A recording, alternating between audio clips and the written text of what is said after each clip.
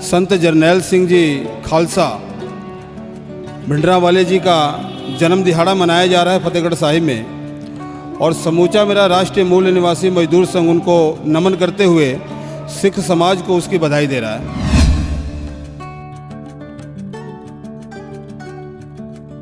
आप तो बधाई दे रहे हो, हिंद की जो हुकूमत है वो उनको आतंकवादी कहती है।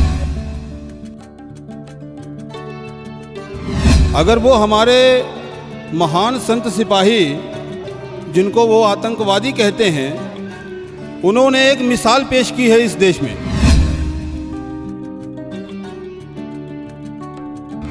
ऐसे महान महापुरुष को हम लोग अपना हीरो मानते हैं।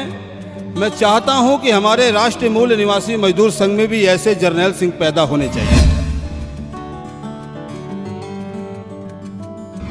जिन लोगों को लगता है कि हम छोटी कास्ट के हैं, जिनको लगता है ऐसा, गुरु साहब नहीं मानते ऐसी जात पात को, पर जिनको लगता है कि हम नीच जात के हैं, उनको क्या कहना चाहते हो? कैसे वो विचरें कि वो इस हीन भावना से बाहर निकल जाए?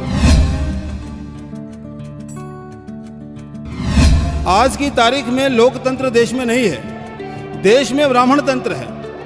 डेमोक्रेसी को सपोर्ट करने के लिए 4 पिलर होते हैं: कार्यपालिका, न्यायपालिका, विधायिका और मीडिया। अभी आज के समय में मुझे आपका मीडिया सच्चा और सुच्चा है, बाकी जितने भी ब्राह्मणों का मीडिया है वो सभी का सभी लुच्चा है। हाई कोर्ट में, सुप्रीम कोर्ट में, भारत में जितने हाई कोर्ट हैं उस सभी हाई कोर्ट में ब्राह्मण बैठा है। सुप्रीम कोर्ट में सभी के सभी जज ब्राह्मण बैठे हैं।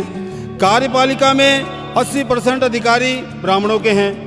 सेकंड श्रेणी में जो भर्ती होती है वो भी ब्राह्मणों की जाती है, और निश्चित ही बहुत ही बुरा हशर होने वाला है। इसलिए मैं लोगों से अपील करता हूं कि सिखिज्म से जुड़ें और ऐसी सोच के साथ जुड़ें जो मानवतावादी सिद्धांत को लेकर चल रही है। सिमरनजीत सिंह मान, श्रोमणी अकाली दल अमृतसर, वो पंजाब की इस धरती पर खालिस्तान की प्राप्ति के लिए जद्दोजहद कर रहे हैं, वो यत्नशील हैं। आप उनका साथ दोगे पंजाब की इस धरती पर खालिस्तान बनाने के लिए? 20वीं सदी के महान जरनैल संत ਗਿਆਨੀ ਜਰਨੈਲ ਸਿੰਘ ਜੀ ਖਾਲਸਾ ਭਿੰਡਰਾਂਵਾਲੇ, ਉਹਨਾਂ ਦਾ ਜਨਮ ਦਿਹਾੜਾ ਫਤਿਹਗੜ੍ਹ ਸਾਹਿਬ ਦੀ ਧਰਤੀ ਦੇ ਉੱਪਰ ਮਨਾਇਆ ਜਾ ਰਿਹਾ ਹੈਗਾ ਆ। ਇੱਥੇ ਬਹੁਤ ਸਾਰੀਆਂ ਸਿੱਖ ਸੰਗਤਾਂ ਹਾਜ਼ਰੀ ਭਰ ਰਹੀਆਂ ਨੇ। ਸਾਡੇ ਨਾਲ ਨੇ ਇਸ ਵੇਲੇ ਬਹੁਜਨ ਮੁਕਤੀ ਮੋਰਚਾ ਦੇ ਜਲੰਧਰ ਤੋਂ ਮਜ਼ਦੂਰ ਵਿੰਗ ਦੇ ਪ੍ਰਧਾਨ ਹੈਗੇ ਨੇ। ਆਪਾਂ ਉਹਨਾਂ ਨਾਲ ਗੱਲ ਕਰਦੇ ਹਾਂ। ਰਮਨ ਜੀ, ਵਾਹਿਗੁਰੂ ਜੀ ਕਾ ਖਾਲਸਾ, ਵਾਹਿਗੁਰੂ ਜੀ ਕੀ ਫਤਿਹ। समूह साध संगत को वाहेगुरु जी का खालसा, वाहेगुरु जी की फतेह। आज संत जरनैल सिंह जी खालसा भिंडरावाले जी का जन्म दिहाड़ा मनाया जा रहा है फतेहगढ़ साहिब में, और समूचा मेरा राष्ट्रीय मूल निवासी मजदूर संघ उनको नमन करते हुए सिख समाज को उसकी बधाई दे रहा है। और आप तो बधाई दे रहे हो, हिंद की जो हुकूमत है वो उनको आतंकवादी कहती है।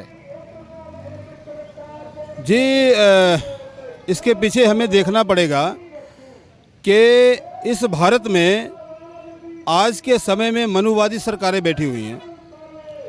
अगर वो हमारे महान संत सिपाही जिनको वो आतंकवादी कहते हैं, उन्होंने एक मिसाल पेश की है इस देश में। उन्होंने ये मिसाल पेश की कि सिख मर जाए तो कोई बात नहीं, सिखिज्म कभी नहीं मरना चाहिए। और ऐसे महान महापुरुष को हम लोग अपना हीरो मानते हैं। मैं चाहता हूं कि हमारे राष्ट्रीय मूल निवासी मजदूर संघ में भी ऐसे जरनैल सिंह पैदा होने चाहिए। क्या बात है भाई साहब जी। पंजाब में नहीं, पूरे भारत में जिन लोगों को लगता है कि हम छोटी कास्ट के हैं, जिनको लगता है ऐसा, गुरु साहब नहीं मानते ऐसी जात पात को।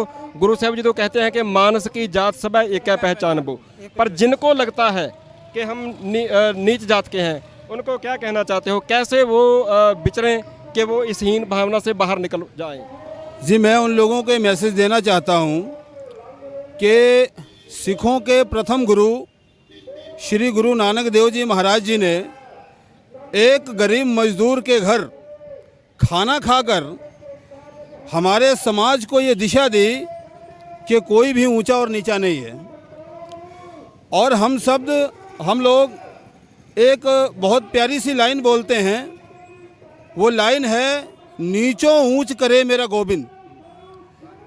तो हमारे नीच समाज को अगर सिखिज्म की छत्र छाया है तो फिर हम लोग नीच और दलित नहीं हैं, हम लोग मन से सिख हैं।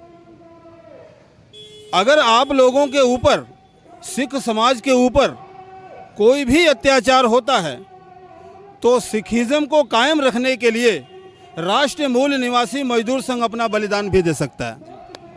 भाई साहब, पिछले दिनी जो भारत का संविधान है उसकी आड़ के नीचे, उसकी नाक के नीचे एक सिख है जो सिरसा पहनता है, कृपान पहनता है। वो सुप्रीम कोर्ट में वकील है। वो सुप्रीम कोर्ट में जाता है तो उसको सुप्रीम कोर्ट में जाने नहीं दिया जाता। सिमरनजीत सिंह मान, वो एमपी बनने के बाद जब पार्लियामेंट में जाते हैं तो उनकी जो कृपान है 3 फुट की, उनको जाने से मना कर दिया जाता है। सिख साहित्य जिन नौजवानों के घर से मिला है, जो कि बैन नहीं है, सिख साहित्य जो किताबें बैन नहीं है, वो उन नौजवानों को भारत की अदालत, नवांशहर की अदालत उम्र कैद की सज़ा सुना देती है। क्या कहना चाहते हो, कैसा है ये संविधान, कैसा ये कानून है?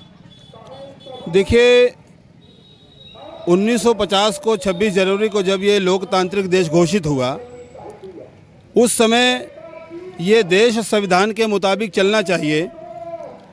उस संविधान में बहुत सी अच्छी चीज़ें हैं, मगर ये बात भी साथ में है कि अगर संविधान जितना मर्जी बढ़िया हो, अगर उसको लागू करने वाले लोग घटिया होंगे तो उसका रिजल्ट नेगेटिव ही आएगा।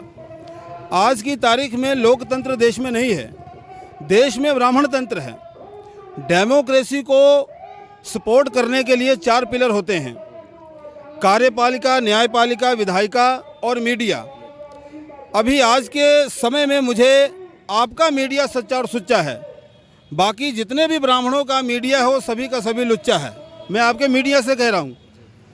और न्यायपालिका में, हाई कोर्ट में, सुप्रीम कोर्ट में, भारत में जितने हाई कोर्ट हैं उस सभी हाई कोर्ट में ब्राह्मण बैठा है। सुप्रीम कोर्ट में सभी के सभी जज ब्राह्मण बैठे हैं। कार्यपालिका में 80% अधिकारी ब्राह्मणों के हैं। सेकंड श्रेणी में जो भर्ती होती है वो भी ब्राह्मणों की जाती है।